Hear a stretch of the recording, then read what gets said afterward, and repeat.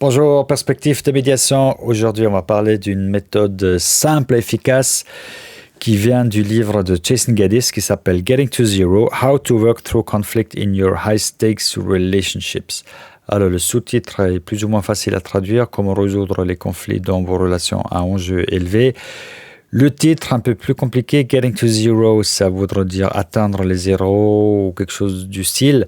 Alors moi, je traduis par partir de zéro parce que l'idée de cette approche, c'est qu'on puisse sortir des émotions conflictuelles, négatives, dans une discussion difficile et de désescalader. C'est pour ça que je dirais partir de zéro pour qu'on puisse reconstruire à partir de zéro, justement. Donc, voilà ma petite traduction personnelle et ça vaut ce que ça vaut. Alors, qui est Jason Gaddis? Le voilà pour celles et ceux qui nous suivent sur YouTube. Le voilà dans un t-shirt bleu. Dessus, c'est marqué « I believe in us ». Je crois en nous. J'aime beaucoup. Je trouve très sympa. Lui, il a l'air sympa aussi. C'est vrai que je le connais pas plus que ça. Si quelqu'un connaît, je sais pas, d'autres livres ou qu'il connaît autrement, merci de nous partager dans les commentaires. Ça m'intéresserait beaucoup d'en savoir un peu plus. Alors, donc, quelles sont ces 8 étapes? C'est donc 8 étapes pour affronter ce type de discussion compliquée, émotionnelle, conflictuelle, avec quelqu'un avec qui vous avez une relation à enjeu élevé. Donc, votre partenaire de famille, votre partenaire, un associé dans une entreprise, un directeur, une directrice, etc. L'enjeu est élevé et la relation et la communication difficile. Comment faire dans ce type de situation? Il commence par la première phase, sois curieux. Sois curieux pour vraiment aller dans la bonne posture, pour vraiment vouloir résoudre la situation. L'idée, c'est de ne pas d'y aller, puis de cacher un max pour ne pas avoir des problèmes ensuite, et surtout sortir gagnant ou un truc comme ça. L'idée, c'est vraiment de vouloir comprendre, mais pourquoi on a des avis différents? Sur quoi sont basées nos différences? Et là, il faut une vraie volonté, c'est une question de posture. Il faut vraiment vouloir. J'ai envie de te comprendre. J'ai envie de savoir pourquoi tu penses autrement que moi. Quelles sont tes valeurs? Qu'est-ce qui t'anime? Il faut vraiment vouloir et honnêtement être curieux. Ça, c'est la première étape, qui est donc une question d'attitude, de posture. Ensuite, l'écoute réflexive. J'ai gardé réflectif plutôt que réfléchi, parce que ça devrait être une certaine réflexion qu'on se fait au niveau intellectuel. Donc, j'écoute l'autre et j'essaie de comprendre. D'abord, je veux vraiment, c'est la première étape. Et la deuxième, c'est au niveau intellectuel. Je participe, je réfléchis, j'écoute ce qui vient et mon cerveau, il mâche la chose, il utilise la chose, il réfléchit par rapport à ce que j'entends et ça devait amener à des prises de conscience dans le meilleur des cas. La troisième étape, c'est des questions de clarification. Donc, si quelque chose n'est pas clair, je pose une question et c'est la seule manière légitime, selon le livre d'interrompre quelqu'un, c'est des questions de clarification. Et en fait, ça montre aussi la présence.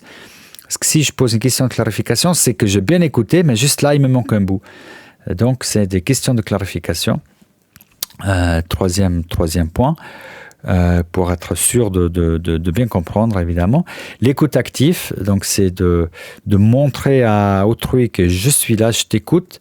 Ça peut se faire par les gestes, par des affirmations par la tête, par de confirmer par des petits oui, vous voyez, d'être activement engagé, de montrer que je suis là. Je suis curieux, c'est ma posture, mais ça, l'autre ne le voit pas. Il faut qu'il le voie. Ça, c'est l'écoute active. Il faut que l'autre voie, comprenne que je suis activement et sérieusement en train de te suivre. Ensuite, l'empathie. L'empathie, donc on peut être empathique par rapport aux valeurs, par rapport aux émotions de l'autre, pour montrer que c'est pas seulement les mots qui sont prononcés, mais aussi l'expérience par derrière qui me tient à cœur. Donc c'est C'est une sorte de, peut-être un peu comme l'écoute réflectif, le point 2, c'est sur le plan plutôt émotionnel. Je suis avec toi, je t'écoute, je te comprends. Je ressens aussi ce que tu peux ressentir. Le point 6, c'est valider. Valider, donc dans le sens aussi confirmer que les émotions de l'autre, vous les avez captées. Donc c'est une façon d'affirmer que les sentiments et les pensées sont importants et qu'ils méritent un certain respect, même si vous n'êtes pas d'accord avec tout. Validez ce que vous pouvez valider. C'est aussi pour entrer dans une dynamique positive. Plus vous êtes positif avec l'autre, plus vous validez, plus que vous montrez l'empathie, etc., plus l'autre pourra le faire aussi facilement pour vous. Le 7e point, c'est assume ta part. Ma mère m'a toujours dit qu'il faut toujours 2 pour un conflit. C'est sans doute vrai. Il est sans doute vrai aussi que le taux de responsabilité n'est pas toujours 50-50. En tout cas, par expérience, je peux le dire. Mais même si, admettons, ta part elle est plus petite, assume cette part-là. Tu peux dire, oui, c'est vrai, je fais cela. Peut-être même que tu le regrettes, peut-être, voilà. Mais assume ta part. C'est très important. Plus tu le fais, de nouveau, plus l'autre pourra le faire aussi. Et puis, le 8e point, c'est la compréhension partagée. Donc, c'est là où tout doit nous amener. C'est le résultat des 7 étapes précédentes. C'est le fait qu'on puisse avoir une compréhension, une lecture partagée et mutuelle. C'est que voilà, on n'est pas forcément d'accord sur tout ce que tu as dit, sur tout ce que tu as fait ou sur tous les éléments de la discussion, mais nous avons une lecture partagée, une compréhension partagée sur une majorité des discussions et des points qui sont en discorde. Et c'est ça qui vous permettra ensuite d'aller vers les solutions. Donc lui, dans ces 8 étapes, il ne parle pas des solutions. En médiation, après, on aurait la dernière phase qui est la phase de la façon créative de développer des options. Et puis sur cette base-là, on pourra développer des solutions qu'on va implémenter. Donc là, il va pas jusque-là. Mais ça va de soi dans la logique. Une fois dans la compréhension partagée, ça dépend bien sûr de la nature de la relation et de la discussion. Mais c'est à partir de cette compréhension partagée qu'on pourra aller vers la solution et vers un nouveau départ, un départ à zéro. Donc voilà, ça peut impliquer de résumer peut-être encore une fois qu'est-ce que j'ai compris, avec quoi je suis d'accord, comment moi j'ai compris ton point de vue, de résumer les principaux points, la conversation, les émotions, tout ce qui a été partagé.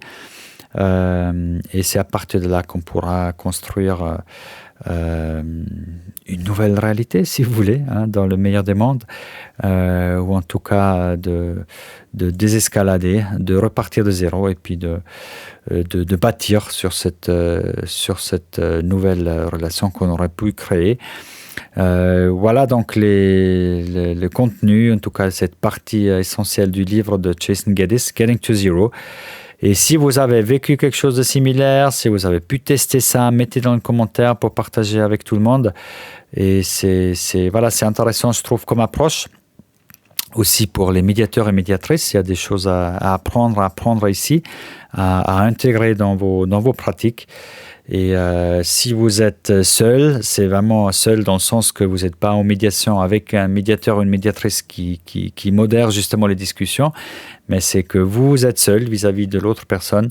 C'est là où c'est évidemment utile, surtout, c'est pour appliquer ça. Et puis après, vous allez peut-être me poser la question, oui, mais si moi je fais tout ça, je suis empathique, je suis écoute active, je valide et tout ça, mais l'autre, il faut rien. Je serais perdant parce que j'ai suivi tes conseils et j'ai été gentil. Écoutez, comment dire, je pense que ça, normalement, partons du principe que tout le monde a un peu de common sense, que dans une relation, je pars du principe que tout le monde va vouloir quelque chose de positif dans l'ensemble. Évidemment, on a ses propres objectifs aussi en tête, mais je suis convaincu que plus vous montrez d'ouverture, plus vous menez, parce que en quelque sorte, vous allez aussi mener la discussion dans le sens de créer des ouvertures, de créer des empathies. Et si c'est beaucoup plus escaladé que ça, s'il y a vraiment mauvaise foi de l'autre partie, dans ce moment-là, peut-être il faut avoir un vrai médiateur pour vous aider.